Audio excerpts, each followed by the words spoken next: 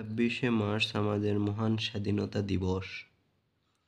1971 সালে এই দিন বাংলাদেশের স্বাধীনতা ঘোষণা করা হয়।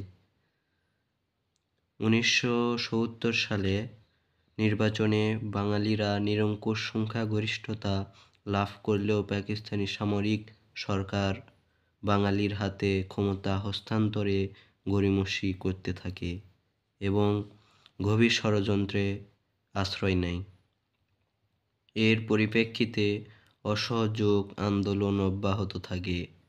25শে মার্চ মধ্যরাতে পাকিস্তানি সেনাবাহিনী এদের ঘুমন্ত নিরীহ মানুষের উপর সশস্ত্র আক্রমণ চালায় এবং গণহত্যা শুরু করে।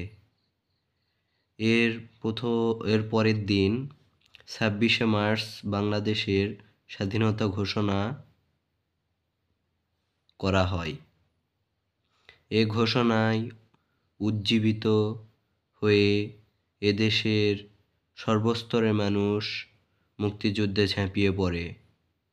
দীর্ঘ 9 মাসের মুক্তিযুদ্ধে পাকিস্তানি হানাদার বাহিনী শোচনীয়ভাবে পরাজিত হয় এবং নিঃশর্ত আত্মসমর্পণ করে। মুক্তিযুদ্ধের এই বিজয়ের মাধ্যমে অভ্যুদয় ঘটে স্বাধীন সার্বভৌমত্ব বাংলাদেশের। তারপর থেকে দেশের মানুষ প্রতি বছর যথাযোগ্য মর্যাদায় 26শে মার্চ মহান স্বাধীনতা দিবস হিসেবে পালন করে।